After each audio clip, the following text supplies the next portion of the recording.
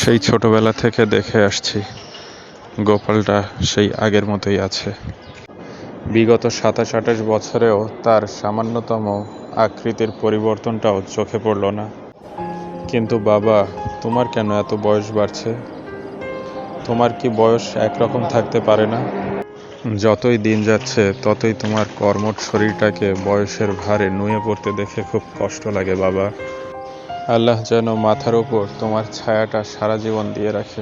আঙুলে আঙুল ছুঁয়ে শেখালে তুমি জীবনের পথ চলা, নিজে না খেয়ে তুমি খাওয়ালে, শেখালে কথা বলা। বাবা তুমি আমার যত খুশির কারণ।